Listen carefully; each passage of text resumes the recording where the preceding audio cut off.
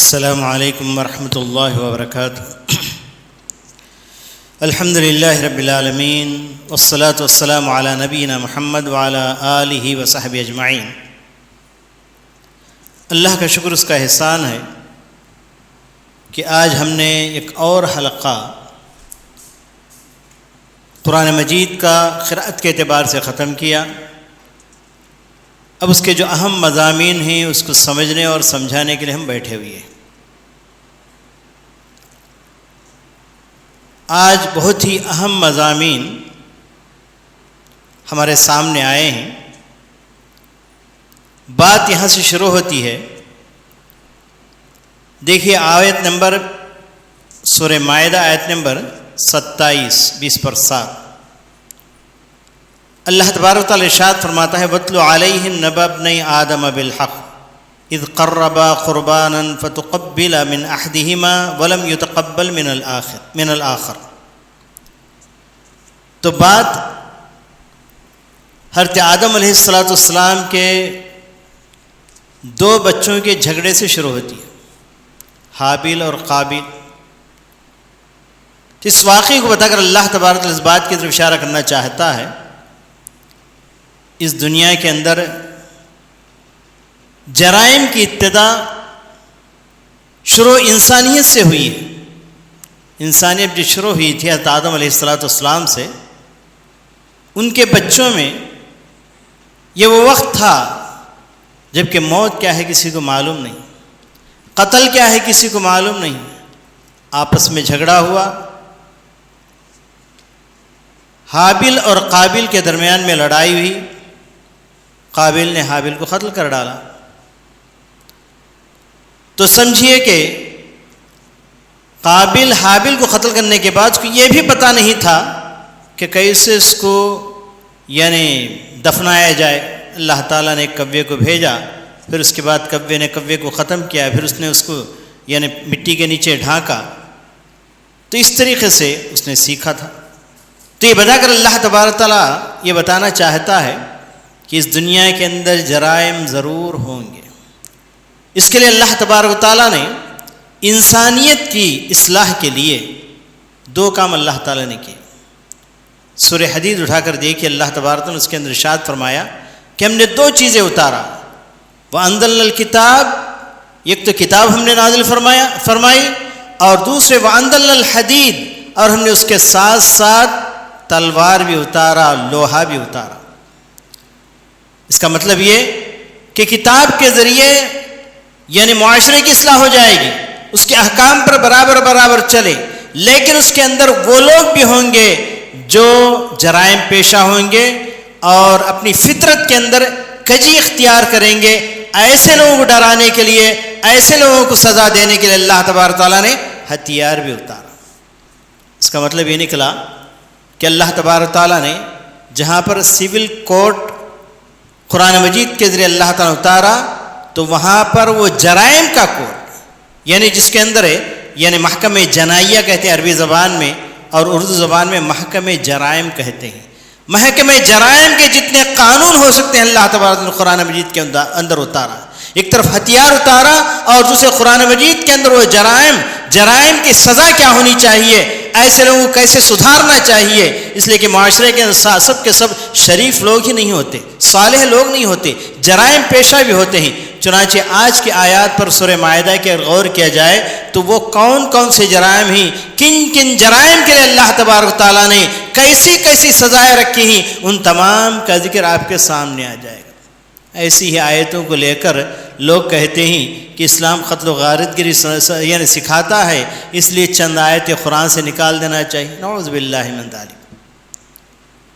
فرض کر لو آج دنیا کے اندر پولیس کا محکمہ نکال دیا جائے اور اسی طریقے سے کورٹ کا محکمہ نکال دیا جائے، تو پھر کیا باقی رہے گا؟ لوگوں کو کیسے کنٹرول کیا جائے گا؟ جو لوگ کہتے ہیں ان آیتوں کو ہٹا دیا جائے، الگ کر دیا جائے، یا ان آیتوں پر عمل نہ کیا جائے، اس کا مطلب یہ کہ جرائم پیشہ لوگوں کو ایسے ہی آزاد چھوڑ دیا جائے۔ تو اللہ تبارک تعالیٰ نے ان حالات کو بتانے کے لیے قصہ آدم علیہ السلام کے دو بچوں سے شروع کیا، ایک حابیل اور قابیل۔ سب سے پہلا ایک قتل تھا دنیا کے اندر واقع ہوا، اور اس کے بعد اللہ تبارک و تعالیٰ نے ان کی سزا بتانے سے پہلے ایک مقدمے کے طور پر بڑی پتے کی بات اللہ تعالیٰ نے بتائی ہے. ذرا سا آپ سورہ یعنی آیت نمبر 30 پر اٹھا کر دیکھیے. فرمایا اللہ تعالیٰ نے بڑی نصیحت کی، بہترین نصیحت.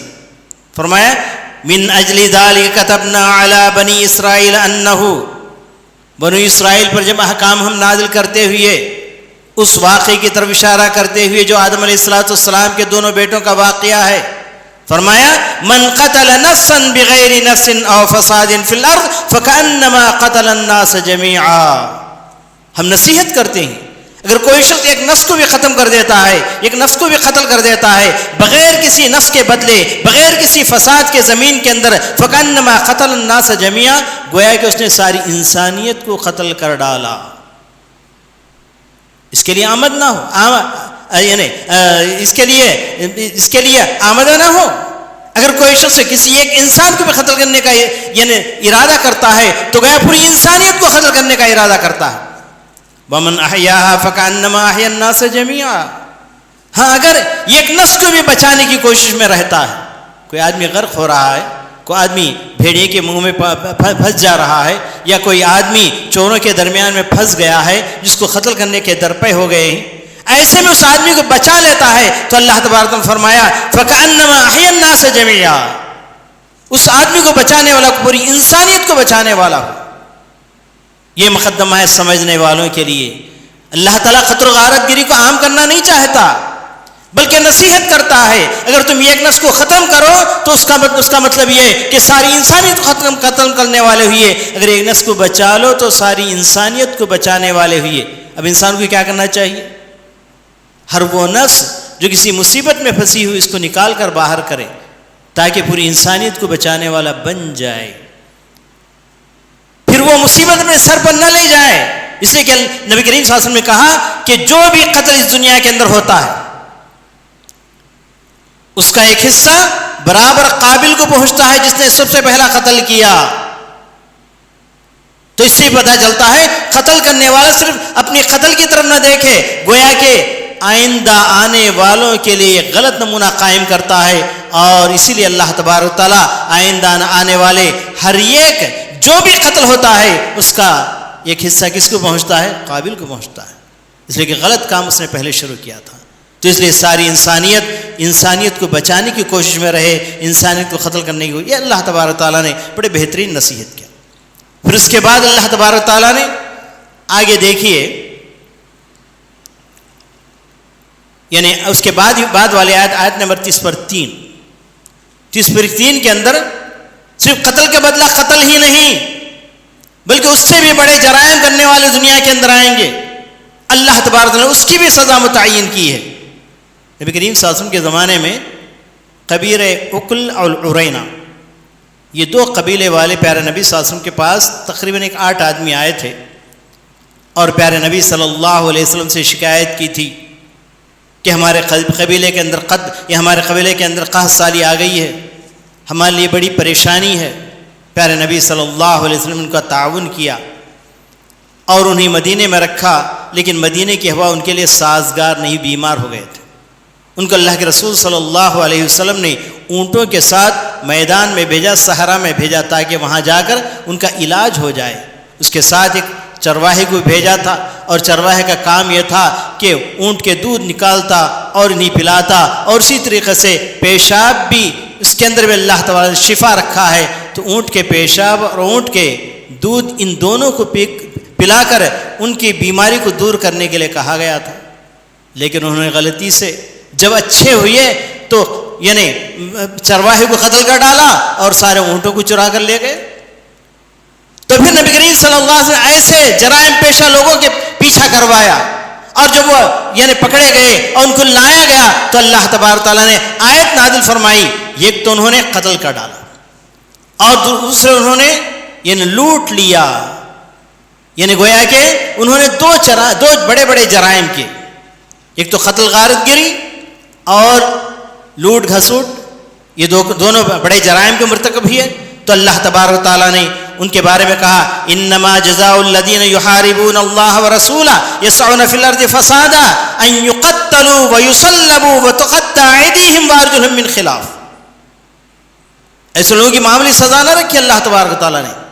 کہا کہ ایسے لوگوں کے لیے اللہ تبارک و تعالیٰ جو لوگ زندگی زمین کے اندر فساد مچاتے ہیں اور جو لوگ یعنی لوگوں کو قتل ہی نہیں کرتے ان کا مصلح کرتے ہیں. انہوں نے چرواہے کو قتل کر ہی نہیں ڈالا بلکہ چرواہے کے ٹکڑے ٹکڑے کر دیے تھے. مصلح کہتے ہیں اس کو. بہت بڑا جرم تھا. تو ایسے لوگوں کو قتل کیا جائے, ان کا بھی مصلح کیا جائے اور ان کو تختے پر لٹکایا جائے اور ان کے ہاتھوں اور پیروں کو کاٹا جائے. دایاں پیر کاٹتے ہیں تو بایاں پیر, دایاں ہاتھ کاٹتے ہیں تو بایاں پیر, بایاں ہاتھ کاٹتے ہیں تو دایاں پیر, اس طریقے سے کاٹ کر یہ ان کے لیے دنیا کے واسطے عبرت بن جائے تاکہ دنیا کے اندر جرائم ختم ہو جائے. یہ تمام احکام اللہ تبارک تعالیٰ نے احکام جنائیہ کے طور پر, محکمہ جرائم کے طور پر اللہ تبارک تعالیٰ نے ان تمام باتوں کو اتارا ہے اور اسی کے ذریعے دنیا کے اندر امن قائم ہو سکتا ہے. آج دنیا بے چین ہے, آج دنیا بے چین ہے. لیکن ان ملکوں میں جائیے جہاں پر اسلام کے قوانین نافذ کیے جاتے ہیں وہاں پر جرائم نہ ہونے کے برابر ہے. ملک فیصل رحمۃ اللہ علیہ کو برطانیہ کے اندر لوگوں نے گھیر لیا, برٹن کے اندر. کیا بات ہے, تم لوگوں نے بڑی بڑی سخت سزائیں رکھی. تو کہا, انہوں نے کوئی جواب نہیں دیا بلکہ انہوں نے 2 روزنامے منگوائے. ایک تو برٹن کا روزنامہ تھا اور ایک سعودیہ کا روزنامہ. دیکھو تمہارے ملک میں کتنے جرائم ہیں, کتنے قتل ہوئے ہیں, کتنے لوگوں کو مارا گیا ہے, کتنوں کی عزتیں لوٹی گئی ہیں, کیا کیا ہوا ہے. اور اس کے مقابلے میں جب جریدہ سعودی عرب کا پڑھا گیا تو وہاں پر کوئی جرم ہی نہیں. یہ اس کا جواب ہے. تو ہم نے سخت سزائیں اس لیے رکھی تاکہ امن قائم کر سکے. تو آج بھی وہاں پر امن قائم ہے. تو اس طریقے سے یہ جرائم کا محکمہ ہے, اس کو کبھی قرآن مجید سے الگ نہیں کیا جا سکتا بلکہ انسانیت سے الگ نہیں کیا جا سکتا, کسی بھی معاشرے سے الگ نہیں کیا جا سکتا, کسی بھی سوسائٹی سے الگ نہیں کیا جا سکتا. پھر اور آگے بڑھیے, ایک اور جرم کی سزا بھی یہاں پر اتاری گئی ہے. آیت نمبر 30/8 اس کے اندر اللہ تبارک نے فرمایا والسارق والسارقة فاقطعوا أيديهما جزاء بما كسبا نكالا من الله والله عزيز حكيم. چوری کرنے والا چاہے مرد ہو چاہے عورت, اس کے ہاتھ کو کاٹ دیا جائے گا. یہ اس کے بدلے میں جو کچھ انہوں نے چوری کی, جرم کیا, یہ اللہ تبارک تعالیٰ کی طرف سے سزا کے طور پر ان کو اس طرح کیا جائے گا. اور اللہ تعالیٰ بڑا زبردست ہے اور حکمت والا ہے. تو بھی جرائم کی سزا ہے. ان ملکوں میں جائیے جہاں پر چور کے ہاتھ کاٹے جاتے ہیں, چوری ختم. اس کے بجائے یعنی اس دنیا میں جائیے جہاں پر یہ سزا نہیں ہے, وہاں پر چوریاں ہی چوریاں ہوتی. تو اس طریقے سے اللہ تبارک تعالیٰ نے قرآن مجید کے اندر مجرموں کے لیے کڑی کڑی سزائیں نازل فرما کر دنیا والوں کے لیے بتا دیا, اگر تم دنیا کے اندر امن قائم کرنا چاہتے ہو ان سزاؤں کو لاؤ, پھر دیکھو معاشرہ کیسے سدھرتا چلا جائے گا. تو یہاں تک ایک بات ہوئی. پھر اس کے بعد ایک اور مسئلہ اسی سورہ مائدہ کے اندر چھیڑا جا رہا ہے, وہ یہ کہ تورات اور انجیل اور اسی طریقے سے قرآن مجید. تو اللہ تبارک تعالیٰ نے ان آیتوں کے اندر کہیں کہیں یہ بھی فرمایا ہے کہ جب تک یہود و نصارہ تورات اور انجیل کو قائم نہیں کریں گے وہ لوگ اللہ تعالیٰ کے دین پر آ نہیں سکتے. اگر تورات اور انجیل قائم کریں گے تو اللہ تبارک تعالیٰ برکتیں ان کے اوپر نازل فرمائے گا. اگر تورات اور انجیل جب تک قائم نہیں کریں گے تب تک وہ لوگ صحیح دین پر نہیں آ سکتے. تو اس سے لوگوں کو ذرا سا بدگمانی ہوگی. مطلب یہ کہ تورات انجیل بھی وہ کتابیں ہیں جن پر آج بھی عمل کیا جا سکتا ہے. اور ان آیتوں کو پڑھتے ہوئے مجھے میرے استاد محترم شیخ التفسیر مولانا سید عبدالکبیر صاحب مجھے یاد آ رہے ہیں. جب اس آیت کے پاس پہنچے تو انہوں نے بڑے اچھے انداز سے ہمیں سمجھایا اور کہا تورات اور انجیل کو قائم کرنے کا مطلب یہ ہے کہ تورات کے اندر پیارے نبی صلی اللہ علیہ وسلم کی بعثت کا ذکر آیا ہے انجیل کے اندر بھی پیارے نبی صلی اللہ علیہ وسلم کے بعثت کا ذکر آیا ہے. تورات کو قائم کرنا یعنی پیارے نبی صلی اللہ علیہ وسلم کی نبوت کے پر ایمان لانا. انجیل کو قائم کرنا اس کا مطلب یہ ہے کہ پیارے نبی صلی اللہ علیہ وسلم کی رسالت پر ایمان لانا. جب تک یہ کام نہیں کریں گے یہود و نصارہ اپنے آپ کو حق پر دیکھ نہیں سکتے. اسی کی طرف اشارہ. لیکن آج کے یہ پاگل دائی اور دیوانے اور یعنی ان کو کیا کہا جائے, کہتے ہیں کہ بتاؤ ہمیں بائبل منسوخ ہے, کہاں بتایا گیا ہے؟ بائبل پر عمل نہ کرنے کے لیے کہا گیا ہے. ہم علماء سے چیلنج کرتے ہیں. یہ کہ پاگل دائی ایسی دعویٰ کر رہا ہے اور اس کو یہ بھی معلوم نہیں کہ جب قرآن مجید نازل ہو رہا تھا تو بائبل نہیں تھی. بائبل تو بعد میں بنائی گئی ہے. تورات اور انجیل کے کچھ احکام لے کر بائبل کے نام سے کتاب بنا دی, بہت بات بنائی گئی ہے. لیکن آئیے ان لوگوں کے لیے اللہ تبارک و تعالیٰ نے قرآن مجید کے اندر وضاحت کے ساتھ یہاں پر ارشاد فرمایا ہے. آیت نمبر 40 پر 8 اٹھائیے.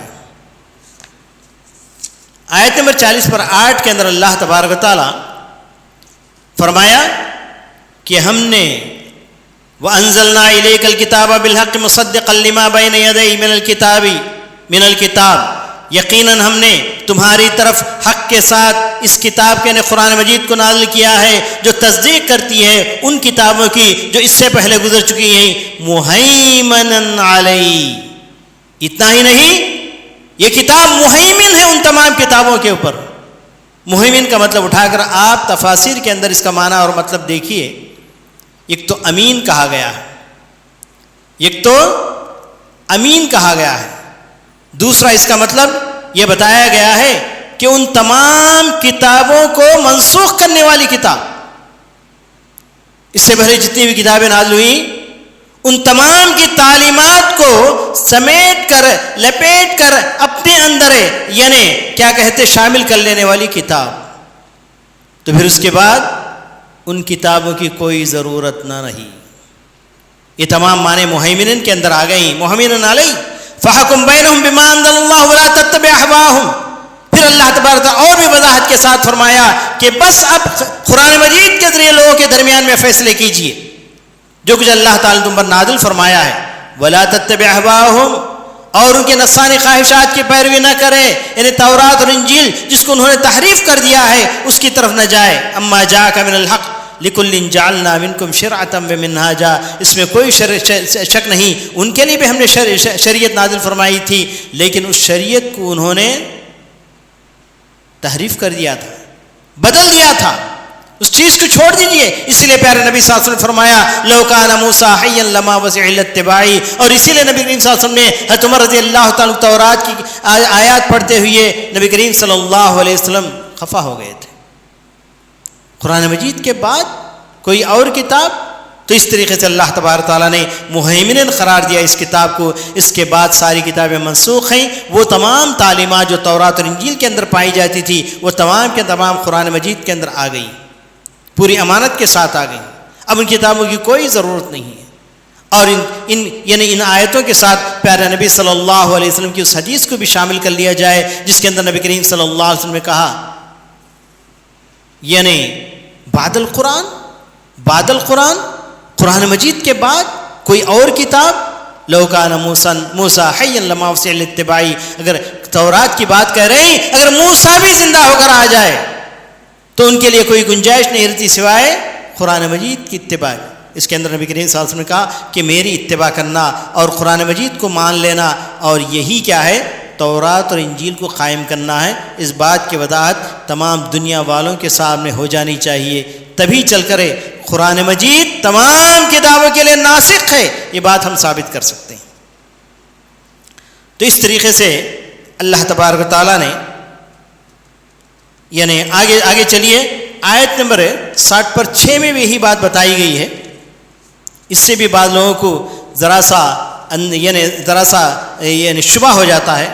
وَلَوْ أَنَّهُمْ أَقَامُوا التَّوْرَاةَ وَالْإِنْجِيلَ وَمَا أُنزِلَ إِلَيْهِم مِّن رَّبِّهِمْ لَأَكَلُوا مِن فَوْقِهِمْ وَمِن تَحْتِ أَرْجُلِهِمْ مِنْهُمْ أُمَّةٌ مُّقْتَصِدٌ. یہاں اللہ تبارک تعالیٰ نے آیت نمبر 60 پر 6 میں فرمایا کہ اگر وہ لوگ تورات قائم کرتے, انجیل قائم کرتے اور جو کچھ ان کے اوپر نازل کیا گیا اس کو قائم کرتے. کیا مطلب؟ تورات اور انجیل کو قائم کرنے کا مطلب پیارے نبی صلی اللہ علیہ وسلم کی رسالت پر ایمان لانا ہوا. پھر آگے چل اللہ تبارک تعالیٰ نے اسی آیت کے فوراً بعد آیت نمبر 60 پر 7 میں اللہ تعالیٰ نے ارشاد فرمایا یا ایھا الرسول بلغ ما انزل الیک من ربک وان لم تفعل فما بلغت رسالتہ. جو لوگ یہ کہتے ہیں کہ ہم جہاں قرآن مجید کی تبلیغ کریں گے وہاں تورات اور انجیل کی تبلیغ کریں گے، ایک ہاتھ میں قرآن مجید پکڑ کر دوسرے ہاتھ میں بائبل پکڑ کر کہتے ہیں کہ ہم دعات اللہ ہیں، تو اللہ تبارک تعالیٰ ایسے لوگوں کے رد میں یہ آیت نازل فرمائی، آیت نمبر 60 پر 7 اے رسول بلغ ما انزل الیک من ربک، اللہ کی طرف سے تمہارے اوپر جو نازل کیا جا رہا ہے اس کو پہنچائیے. کیا اللہ کے رسول صلی اللہ علیہ وسلم پر تورات نازل ہوئی تھی؟ کیا اللہ کے رسول صلی اللہ علیہ وسلم پر انجیل نازل ہوئی تھی؟ پیارے نبی صلی اللہ علیہ وسلم پر 2 ہی چیزیں نازل ہوئی تھیں، ایک تو قرآن مجید اور دوسرے پیارے نبی صلی اللہ علیہ وسلم کی احادیث ارشادات. فرمایا اوتیت القرآن ومثلہ معہ، مجھے قرآن دیا گیا، قرآن جیسی کتاب دی گئی، ان دونوں کی تبلیغ کرنا، ان دونوں کو پھیلانا یہی اصل دعوت ہے. تورات اور انجیل کو پھیلانا یہ دعوت نہیں ہے، کیونکہ انہی آیتوں کے درمیان میں اللہ تبارک تعالیٰ نے بڑی حکمت کے ساتھ اس آیت کو رکھا ہے. یا ایھا الرسول بلغ ما انزل الیک من ربک وان لم تفعل فما بلغت رسالتہ، اگر تم نے جو کچھ تمہارے اوپر نازل کیا گیا ہے اس کو تم نہ پھیلاؤ گے تو تم نے تبلیغ کا کام ہی نہیں کیا. اب میں سوال کرنا چاہتا ہوں، ایک سوال. کوئی داعی ہے، اس نے بائبل کو کبھی بھی ہاتھ نہیں لگایا، قرآن مجید کے ذریعے دعوت کا کام زندگی بھر کرتا رہا، کیا کل قیامت میں اللہ تعالیٰ پوچھے گا تم نے بائبل ہاتھ میں کیوں نہیں پکڑا؟ یہ کیسا داعی ہے جسے تورات انجیل کیا ہے کچھ پتہ ہی نہیں ہے، بس اللہ کا حکم ہے کہ لوگوں میں توحید پھیلاؤ، توحید پھیلاتا جا رہا ہے. یا ایھا الناس قولوا لا الہ الا اللہ تفلحوا، اے لوگو لا الہ الا اللہ کہو، محمد رسول اللہ کہو، تم کامیاب ہو جاؤ گے. لوگ اس کی بات کو سن کر لا الہ الا اللہ محمد صلی اللہ کہتے ہیں اور مسلمان ہوتے چلے جاتے ہیں. کیا کل قیامت کے اللہ تعالیٰ سے پوچھے گا کہ تورات اور انجیل سے تم نے تبلیغ کیوں نہیں کیا؟ اور یہ حقیقت میں اللہ تبارک تعالیٰ نے یہاں اس آیت کو نازل فرما کر بتا دیا یا ایھا الرسول بلغ ما انزل الیک من ربک وان لم تفعل فما بلغت رسالتہ واللہ یعصمک من الناس. اے رسول صلی اللہ علیہ وسلم جو کچھ تم پر نازل کیا گیا ہے بس اس کی تبلیغ کیجئے، اگر یہ کام نہیں کیا تو تم نے رسالت کے حق کو ادا نہیں کیا، اور اللہ تعالیٰ تمہیں لوگوں کے مکر و فریب سے تمہیں بچانے والا ہے. ان اللہ لا یہدی القوم الکافرین، اللہ تعالیٰ کافر قوم کو ہدایت نہیں دیتا. پھر اللہ تبارک تعالیٰ پھر وہی بات کہا ہے قل یا اہل الکتاب، پھر اس کے فوراً بعد آیت نمبر 60 پر 8 میں اللہ تعالیٰ نے ارشاد فرمایا یا اہل الکتاب لستم علی شیء حتی تقیموا التوراۃ والانجیل. یہاں صرف قرآن کو پہنچانے کے لیے کہا، حدیث کو پہنچانے کے لیے کہا، پھر فوراً کہا کہ تورات انجیل کو جب تک قائم نہیں کرتے تو پھر اس کا مطلب وہی سمجھنا چاہیے پہلے جو بات بتائی گئی تھی، یعنی تورات اور انجیل کے اندر پیارے نبی صلی اللہ علیہ وسلم پر ایمان لانے کے لیے کہا گیا ہے. جب تک تم اس آیت کے اوپر تورات اور انجیل کے اس آیت پر جب تک عمل نہیں کرو گے تم اپنے آپ کو مسلمان کہلا نہیں سکتے.